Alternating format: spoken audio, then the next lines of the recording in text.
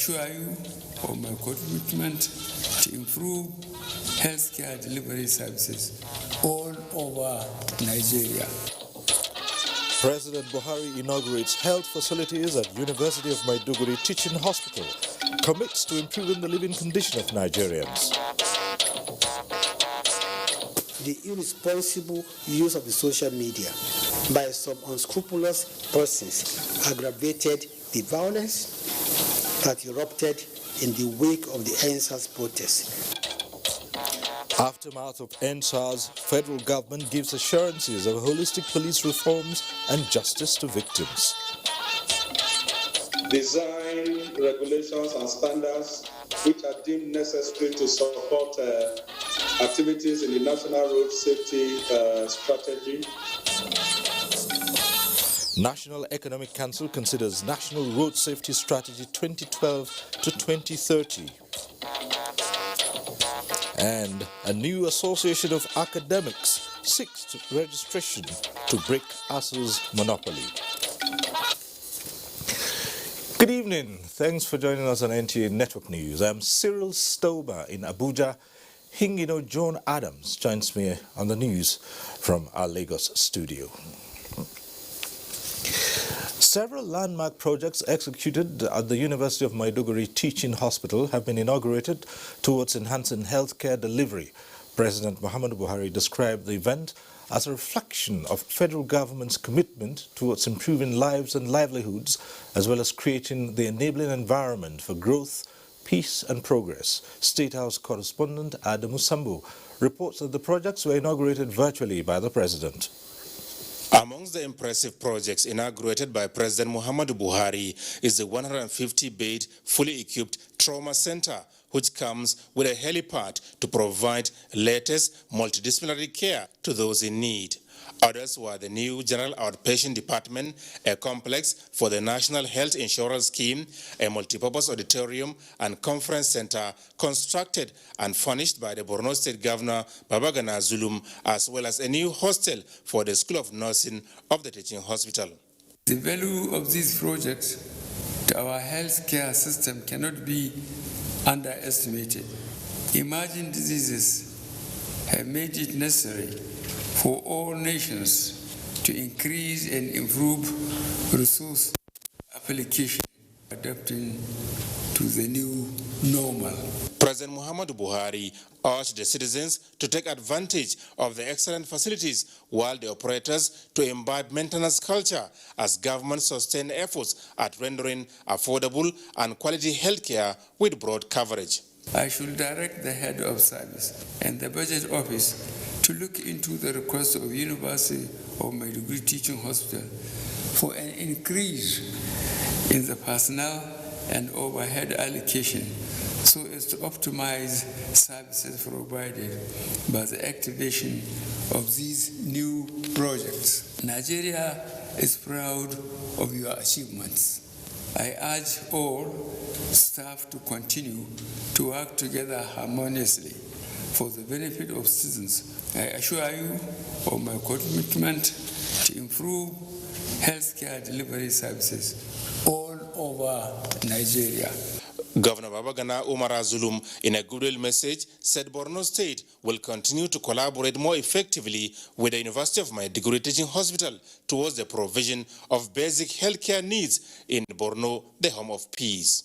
These landmark projects were timely, considering the health challenges the state is facing as a result of the lingering security challenges. Indeed, we are short of working to thank Mr. President for his tireless support to the government and people of Borno State in fighting the insurgency and many other interventions. And so our collective prayers are with you, Your Excellency. I'd like to express WHO commitment to continue to support the university and the government to make sure that the communities in the Borno State have the services of the quality they require. Assisting and protecting lives affected by armed conflict and violence is always a collective effort. I strongly believe that this physical rehabilitation center will demonstrate that in the years to come. During the event, Participants applauded the management of the teaching hospital for its partnership with the ICRC that produced a fully operational physical rehabilitation center in support of the stabilization drive in Borno State. From the State House, Adamu Sambo, NTA News. In the meantime, President Muhammadu Buhari has called on the international community to make concerted efforts and in unison towards addressing the tuberculosis epidemic using latest available technology. This is contained in his message to the Roundtable Conference of the Board of the Global Stop TB Partnership hosted by Nigeria. If we fail in the fight to reverse the current trend in TB prevalence, TB will continue to fight us and lead to avoidable loss of lives, especially among the economically productive age group and amongst our most vulnerable groups, especially women. It is imperative that we not only commit to ending the TB epidemic as one of the milestones enshrined in the SDGs, but also to institute an accountability element and to ensure that our commitment translates to achievement of desired results.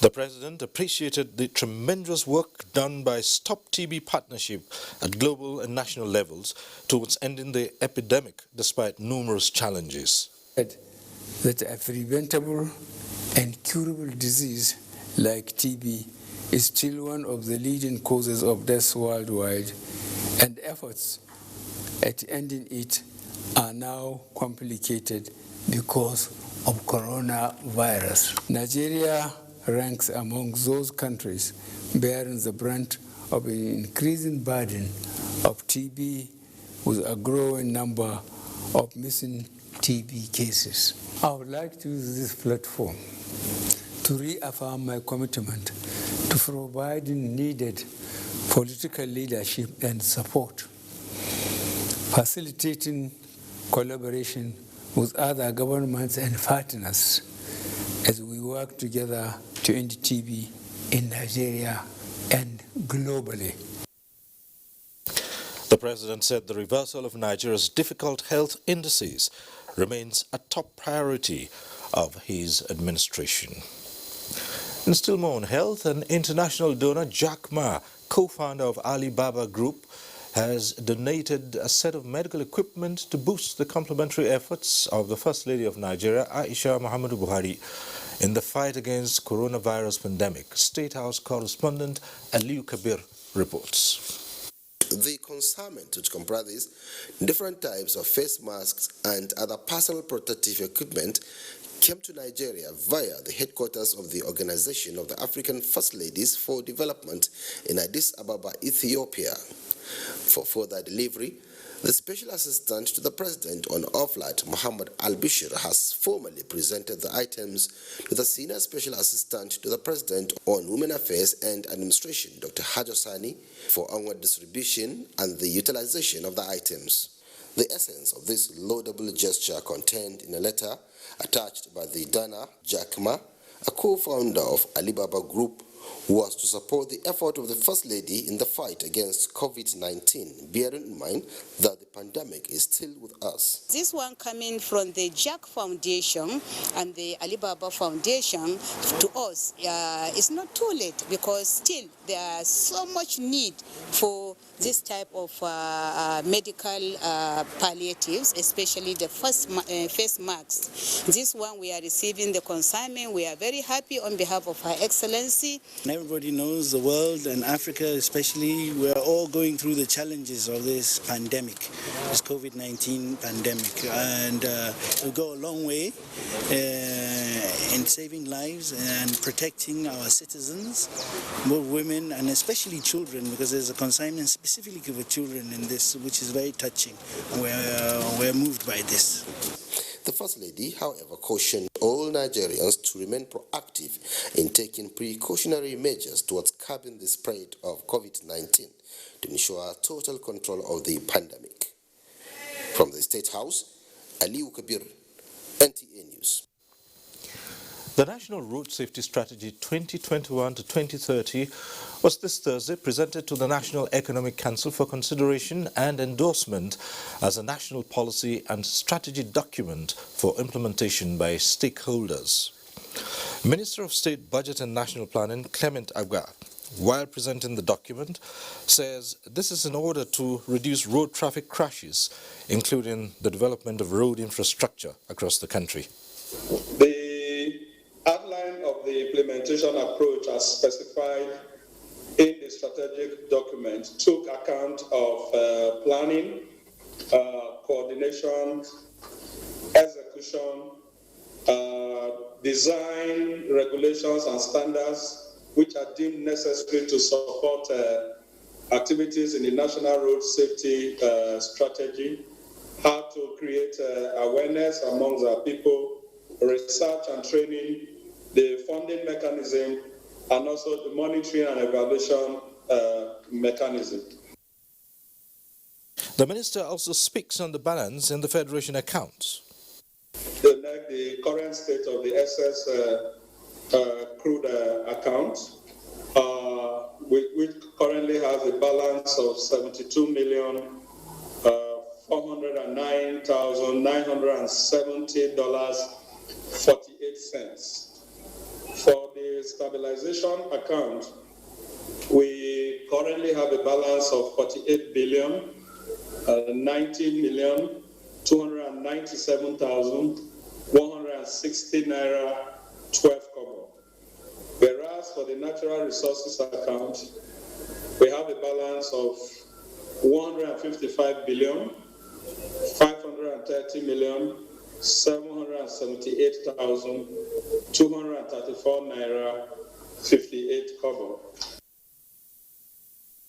It would recall that during the last Federal Executive Council meeting, Minister of Finance, Budget and National Planning, Zainab Ahmed, got approval for the 2020 Finance Bill. The ministry used the opportunity to present this to the National Economic Council, and the Council was pleased with it. A further step on this is to forward the bill to the National Assembly. The next meeting was presided over by Vice President Yemi Osinbajo.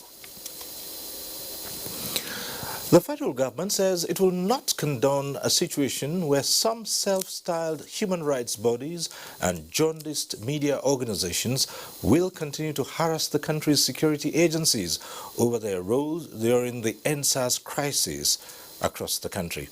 This was contained in a media briefing by the Minister of Information and Culture, Lai Mohammed, in Abuja. Anthony Forson has the details. It is no longer news that the NSAS protest last month degenerated into mindless violence after it was hijacked by hoodlums, which in its wake left lingering issues begging for answers. But let's take the matter on its merit. The NSAS protesters came up with 5 demands. The federal government accepted and in a swift reaction conceded to the demands, with President Muhammadu Buhari assuring that the disbanding of SARS is the first step in our commitment to extensive police reforms in order to ensure that the primary duty of the police and other law enforcement agents remain the protection of lives and livelihoods of our people.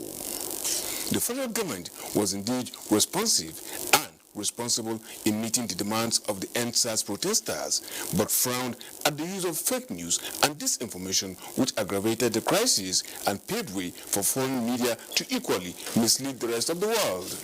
The irresponsible use of the social media by some unscrupulous persons aggravated the violence that erupted in the wake of the NSAS protests. While the National Economic Council has directed that panel of inquiry be set in all the 36 states and the Federal Capital Territory, people with genuine complaints backed with facts should approach the panel. The federal government, Lai Mohammed maintained, appreciates the role of security agencies for acting professionally through the show of utmost restraint all along the NSAS protests and the ensuing violence. Therefore, right groups should cease inflaming passion. It's also disheartening that the human rights organizations have not seen anything wrong in the mindless violence that was perpetrated in the name of NSAS. On DJ Switch, the minister called her to quit peddling falsehood and present her case with verifiable evidence. No agency of government has declared her wanted. Hence, she has no reason fleeing or seeking asylum anywhere. He was, however, quick to explain the federal government's stand on NBC's sanctioning of some broadcast stations, saying it is justified in view of the unprofessional act of such organizations, which were a clear breach of NBC code.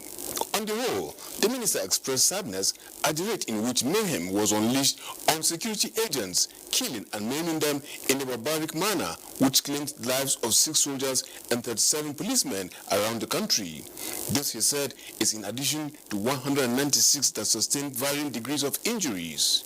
Taking stock, 164 police vehicles were destroyed, 134 police stations were razed. Nigerian Security and Civil Defense Corps, the Nigerian Customs Service, and Nigerian Immigration Service all lost infrastructures, equipment, and other valuables during the attack by the hoodlums. 8 medium security custodial centers in 6 states were attacked, and 1,957 inmates set free and 31 staff injured.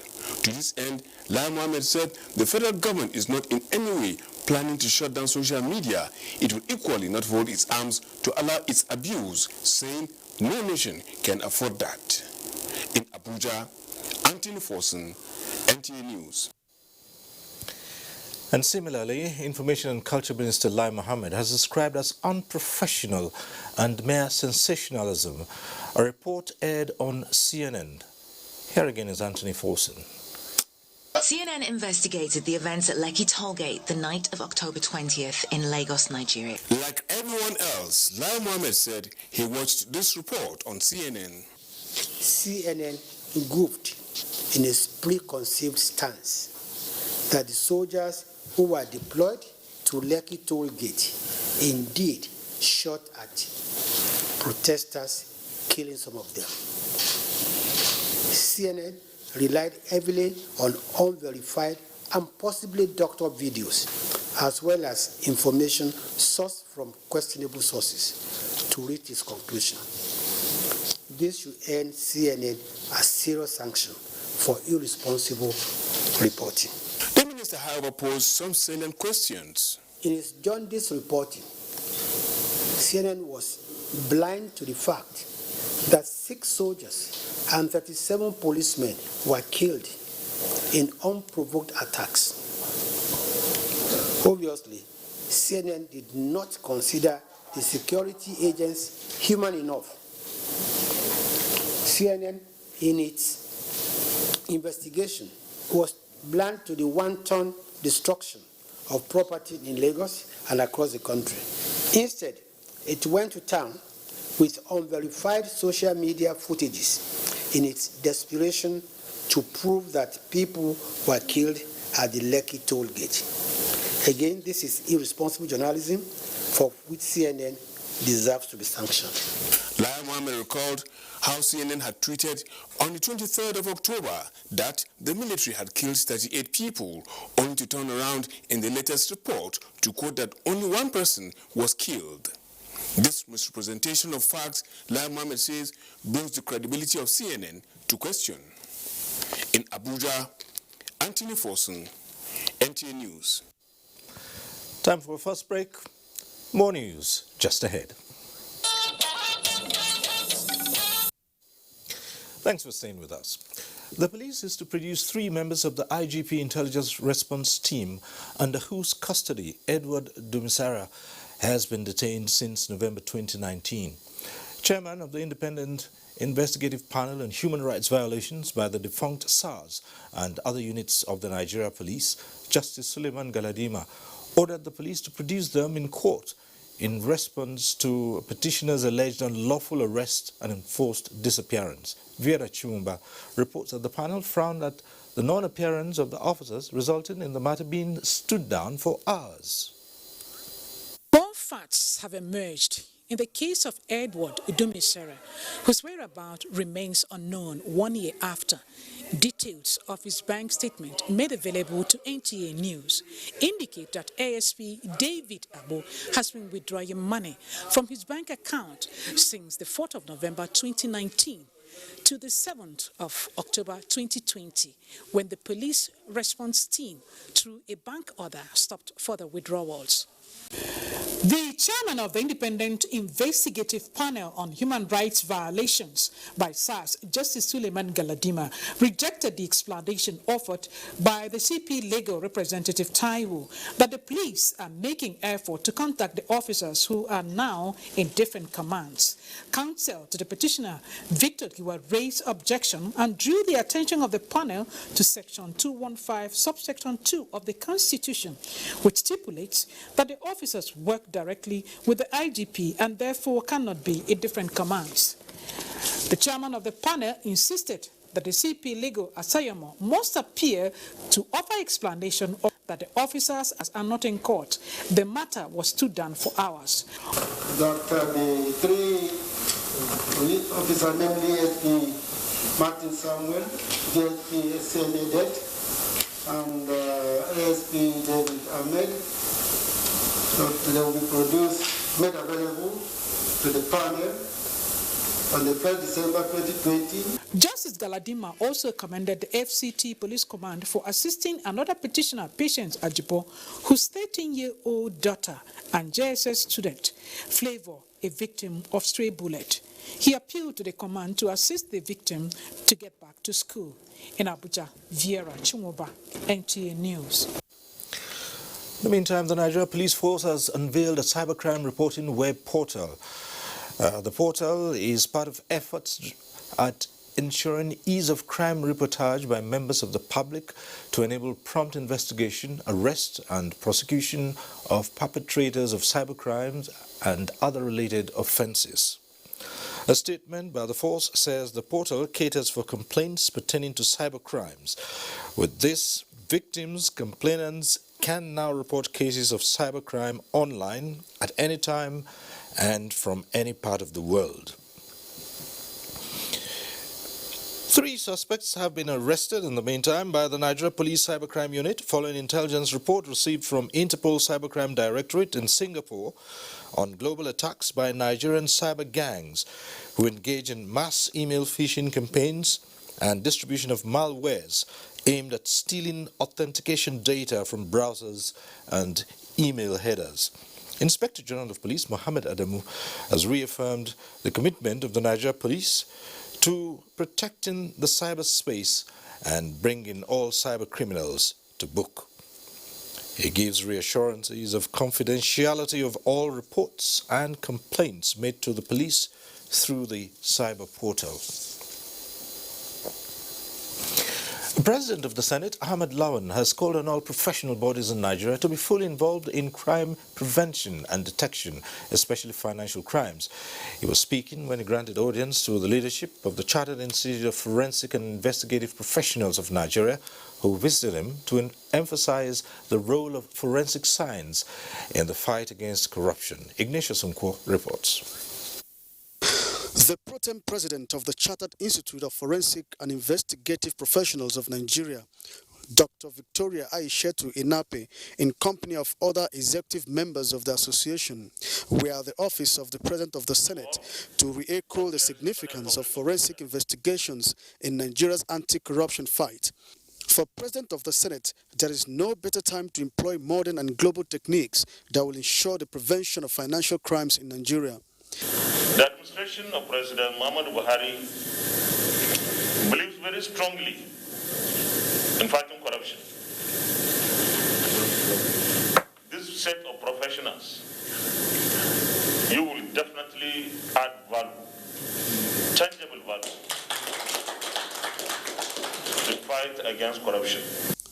The forensic professionals explained that digital evidence gathering in crime prevention and detection as their preoccupation is a potent measure to tackling the sophistication of modern-day financial crimes. If Nigeria must make progress in her prevention and fight against corruption, fraud, and economic crimes, we must urgently embrace this global paradigm shift to forensic and investigative science. The institute conferred on the President of the Senate the investiture of its patron. Meanwhile, standing committees have continued to submit their reports on the 2021 budget defense to the Senate Committee on Appropriations. The deadline is today, but you know, human factor. There may be some reasons why some are yet to bring their report. But we do hope that by tomorrow, extending to Monday, every committee should be able to submit their report. The Appropriations Committee is working to ensure that the report is presented at plenary on time for consideration. From the National Assembly, Ignatius Nkwo, NTA News. Now the news: Nigeria and the European Union are tasking themselves to further strengthen partnerships and cooperation in security, agriculture, immigration, and other areas of social and economic development. This renewed commitment was the fallout of the ministerial dialogue held online with high-level delegates in Nigeria and Brussels. Usman Aliu reports. Though Nigeria is not among the biggest trading partner of the European Union, but there is strong partnership existing in peace building, human rights protection, social and economic gains.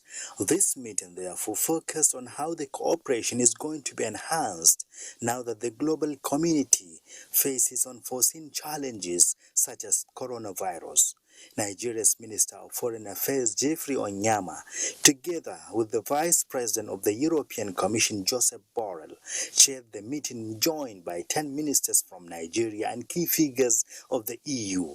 In the end, both sides agreed to put in place a strategic and comprehensive partnership, such as growing the economy, green partnership in respect to implementation of Paris Agreement on gas emissions, social development, youth empowerment, immigration, among other areas of mutual cooperation. You know, we can assure you of our very strong commitment to what we've discussed and developing together a roadmap going forward and working very hard with you to achieve all of them.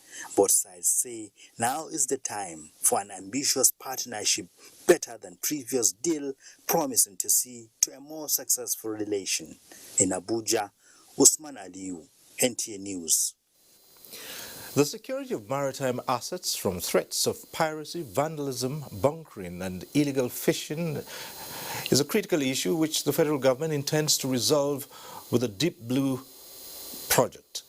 Dr. Oguyemi, who was among the entourage of the Presidential Committee that inspected the project in Lagos, reports that while there are no indications of a tentative takeoff date, all assets for the project are expected to have been fully acquired by March 2021.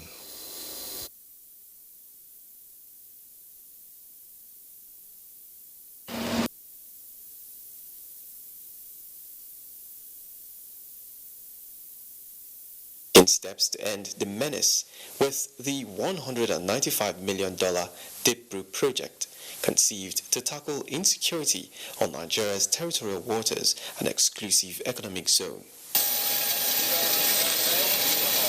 This visit by the Presidential Committee is to assess the level of completion, preparedness, and have first-hand information on assets that have been procured.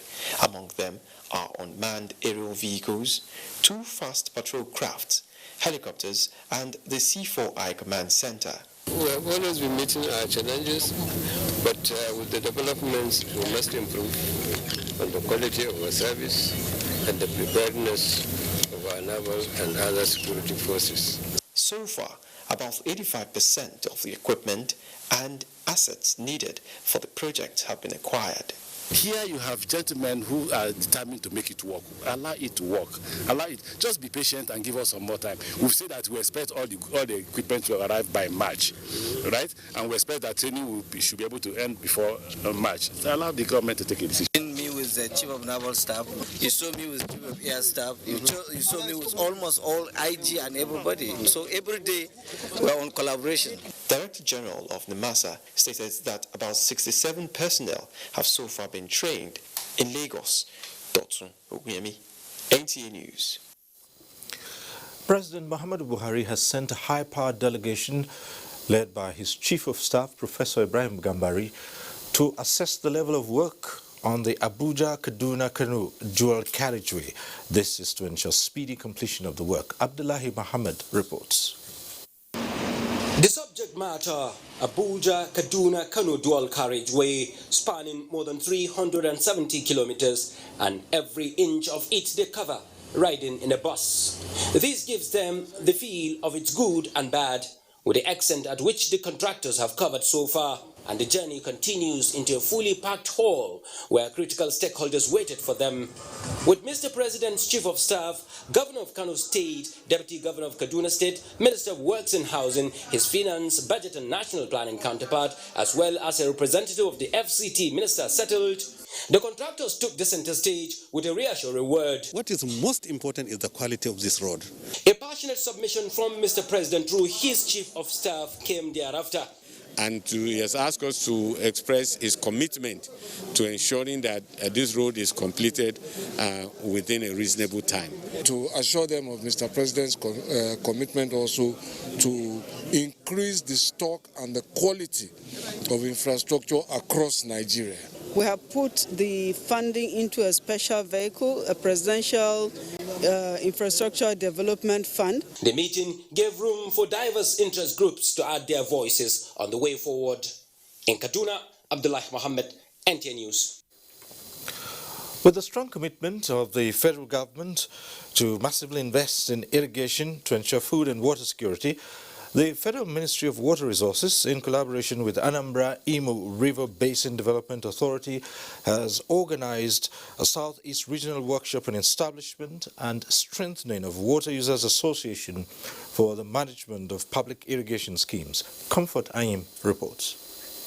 Ministry of Water Resources identified irrigation subsector as one of our key policy thrusts to help the federal government invest in irrigation subsector to ensure food and water security and sufficiency by moving from drought-prone, rain-fed agriculture to irrigated agriculture. Hence, the Southeast Regional Workshop at the irrigation project at Enugu State was the focus in line with the theme of the workshop, maximizing output from irrigation projects through effective facilitation of water users associations. Minister of Water Resources, who joined via Zoom, explained that the move will further strengthen a number of the ministry's reforms. I'm happy to say that the Federal Ministry of Water Resources has identified irrigation as one of the key contributors to help the federal government in lifting 100 million Nigerians out of poverty in the next 10 years. The need for national food security and the importance of irrigation for socio-economic development and poverty reduction was the key message in the remarks by key players. We are rice farmers and other crops in our irrigation scheme, and based on this streaming model, we have gone far. For many years, they abandoned our project, and when you come to Adan, you see for yourselves. And I'm very happy the way this program is going on. The lessons learned from the Baccalaureate irrigation project in Zamfara State and other trimming project on WAS, its establishment and strengthening to be replicated in other irrigation schemes in the country, informed the hosting of the first regional workshop in the Southeast. Subsequently, the workshop will be extended to other regions of the country. In Enugu, Comfort Ayim, NTA News. And President Muhammadu Buhari has felicitated with former President Goodluck Jonathan as he turns 63 on Friday, November 20, 2020. The President acknowledges the former President for a life of service that has brought honor and goodwill to the country, noting with appreciation the peculiar and remarkable climb of the former President on Nigeria's political ladder. He acknowledged his dedication that has kept him working most recently as ECOWAS envoy to bring peace to the Republic of Mali. President Buhari prays Almighty God to grant Dr. Jonathan long life, good health, and more wisdom to keep serving the nation and humanity. Similarly, President Buhari joins the family, friends, political associates, and government of Yobe State to felicitate with Governor Maimala Buni on his 53rd birthday anniversary. The President says the hard-working governor devotes his time to delivering dividends of democracy and applauds the achievements of the governor, who is also chairman APC Caretaker Extraordinary National Convention Committee, and his team in reconciling factions, bringing back former members and welcoming new ones into the governing party. And time now to join Hingino in Lagos for more stories on Network News. Hingino.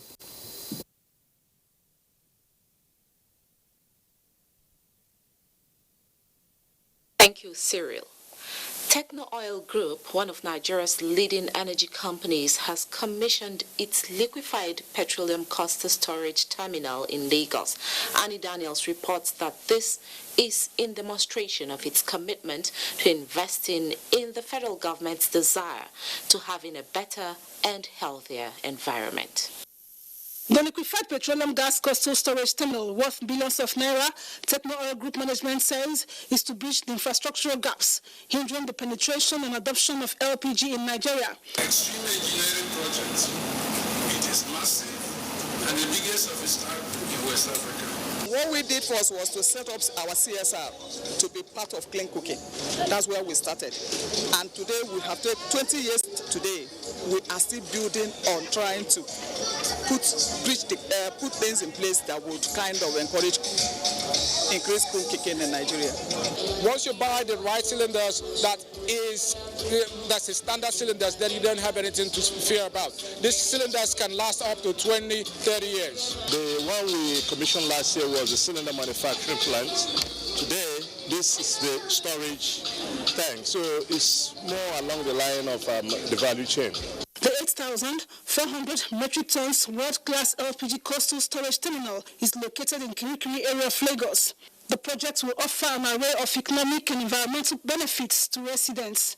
Techno Oil has made a strategic investment, a significant step that will accelerate and deepen the growth of LPG to help diversify the economy, grow revenue, and more importantly, create jobs. At times, the people that came from Abuja to come and view it, and they pass us. Before we support this project, we did our own fact findings. The safety is 100% sure. Last year, Techno Oil Group commissioned over 5 million annual cylinder plants in Lagos. With the construction of these 8,400 metric tons LPG terminal, the company says Nigerians are in for better days and comfortable life ahead. In Lagos, Annie Daniels, NTA News. And now, Rekit Benkisa, makers of Hapik, have taken the war against open defecation in Nigeria a notch further with the provision of safe toilets at air-marked locations. Top executives of the company explained the modalities at a public enlightenment campaign to mark World Toilet Day in Lagos. Abolore Ogbara reports.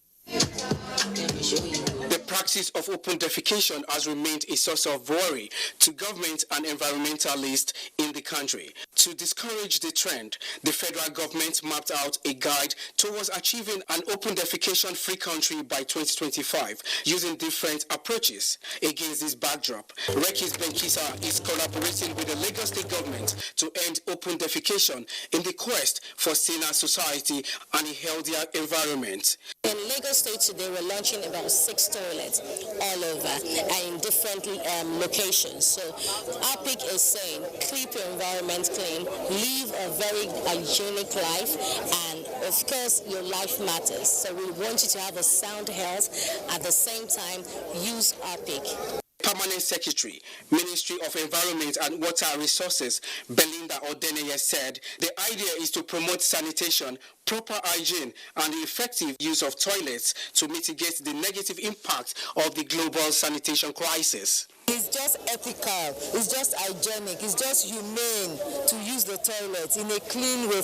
And when you go to the toilet, you are well, it links to your health. You know, health and environment, they are so interlinked. So it's what is the way forward, and it's achievable with good planning. There's already a roadmap.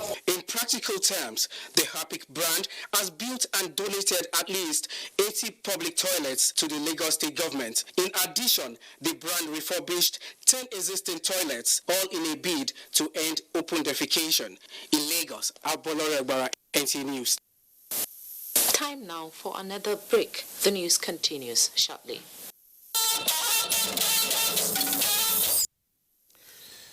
A parallel association known as Congress of University Academics, CONOA, is seeking registration from the Ministry of Labour and Employment with the aim of curbing incessant strikes in universities.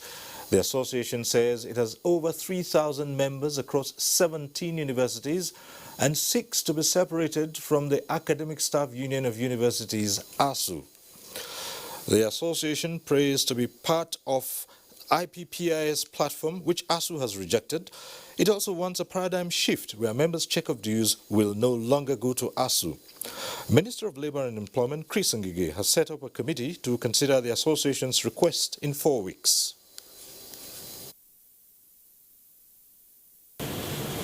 We have categorically shown and stated that we are not members of ASU due to ideological differences and mode of operation.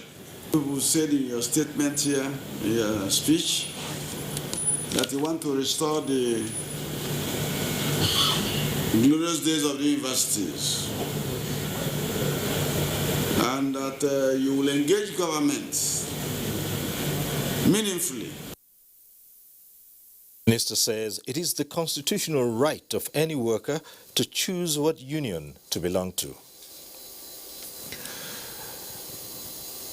The 59th Annual General Meeting of the Nigerian Stock Exchange focused on how to fast-track its conversion and transition from a mutual entity to the listing on the Nigerian Exchange Limited. Amaka Uwu reports.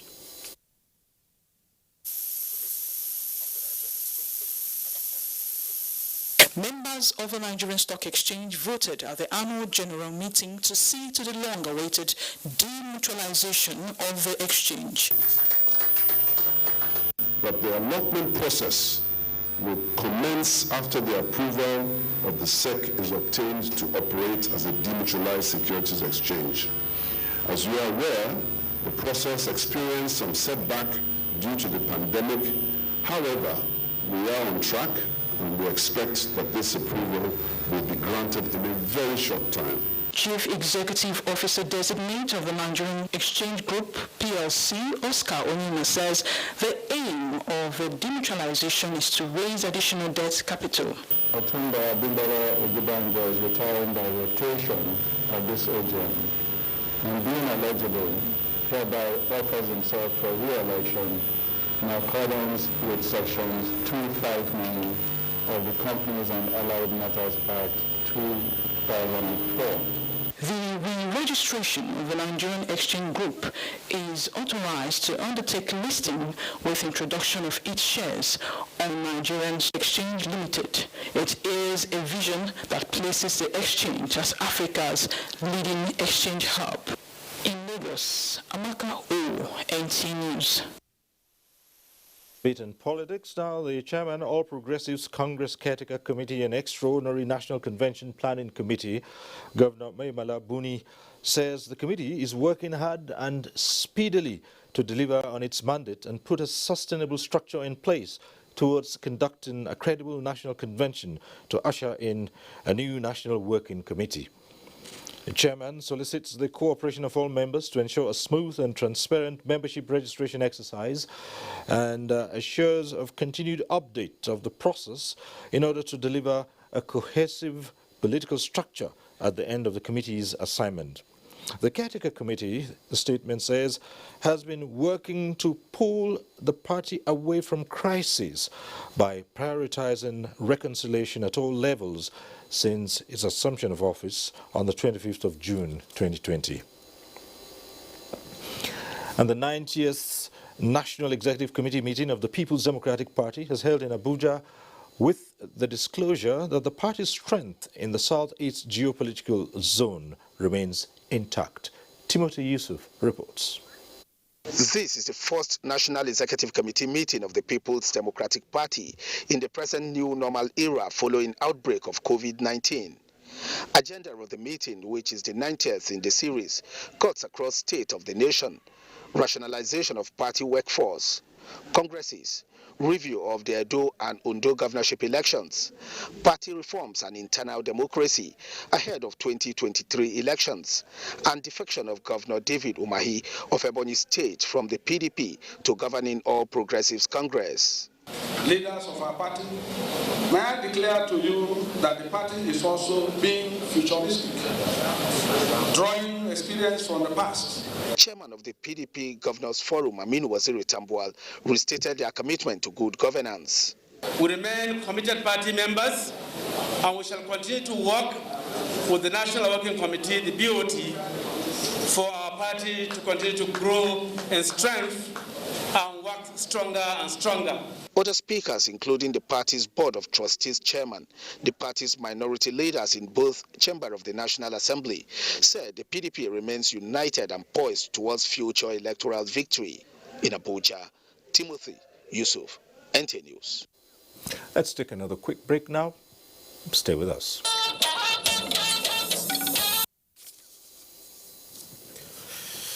The remains of Alhaji Umar Al-Bashari has been laid to rest at Dandolo Cemetery in Kano. Muhammad Rabiu Ali reports that among the early callers to sympathize with the family was a former governor of Kano State, Ibrahim Shekarau.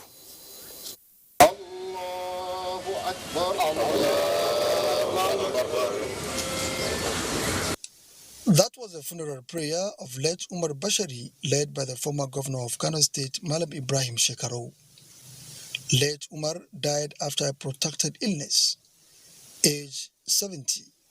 Before his death, he was a businessman that contributed to the socio-economic development of Kano State and Nigeria at large. I've been very close to him, and not only that, he has been a great pillar in all whatever I do. He has been a very good and honest person, somebody who is all the time with people. So we are praying to Almighty Allah to grant him Jannatul Firdausi. He is survived by 7 children and many relatives, and has since been buried according to Islamic rites. Muhammad Rabiu Ali, NTA News. The death has occurred of the first professor of veterinary medicine in northern Nigeria and the Marafan Nupe, Professor Shehu Jibril Bida.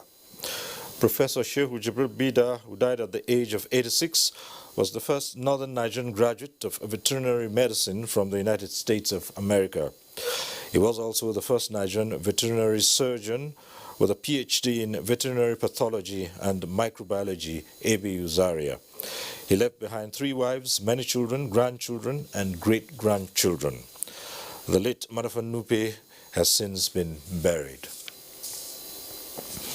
And the death has also occurred of Mrs. Oyejola Oluwayemisi Bakri. Aged 70, she died on the 7th of November. A statement by the family says prayers will hold tomorrow, Friday, 20th November at Ajowa Transformer opposite Ijebu-Ijesha Road, Ilesha. Reception follows on Saturday at Methodist Women Fellowship Event Center, Ilesha. And that about concludes Network News tonight. Thank you for watching. I'm Cyril Stober. Good night.